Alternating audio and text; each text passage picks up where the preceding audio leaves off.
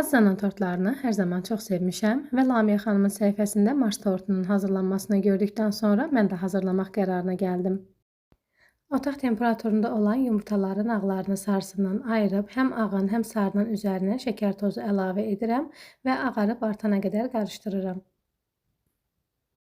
Quru ərzaqları yumurtalı qarışığın üzərinə ələyirəm və əvvəlcədən isidilmiş sobada 170 dərəcədə 35-40 dəqiqə arası bişirirəm.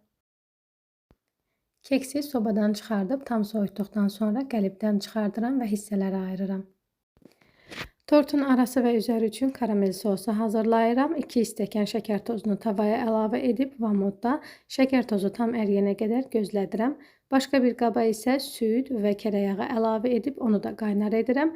Şəkər tozu tam əridikdə yağlı südü qarışığın üzərinə əlavə edirəm və blenderlə hamarlaşana qədər blenderləyirəm. Krem üçün otaq temperaturunda yumuşalmış kərə yağını ağarana qədər qarışdırıb üzərinə bişmiş qatlaşdırılmış süd əlavə edirəm. Başqa bir qabda isə qaymağı 2 xörək qaşığı şəkər kirşanı ilə qarışdırıram. Ardınca isə yağlı kremlə qaymaqlı kremi qarışdırıram. Korjları nəmləndirmək üçün 1 stəkan suya 1 xörək qaşığı şəkər tozu əlavə edib qarışdırıram və başlayıram tortu yığmağa. Korjları qəlbin içinə yerləşdirib üzərini nəmləndirdikdən sonra sırayla krem, karamel və şokolad qırıntıları əlavə edirəm. Bu qayda ilə tortu axıra qədər yığıram.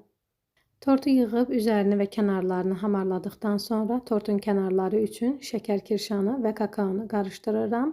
Həmçinin tortun üzərini bəzəmək üçün kremdən qalmışdı. Həmin kremin üzərinə kakao əlavə edib qarışdırıram. Üzərini və kənarlarını da gördüyünüz şəkildə bəzədim. Bacardığım qədər qəşəng hazırlamağa çalışdım. Bəyəndinizsə videonu bəyənməyi və kaydetməyi unutmayın. Hazırlayan hər kəsə nuş olsun.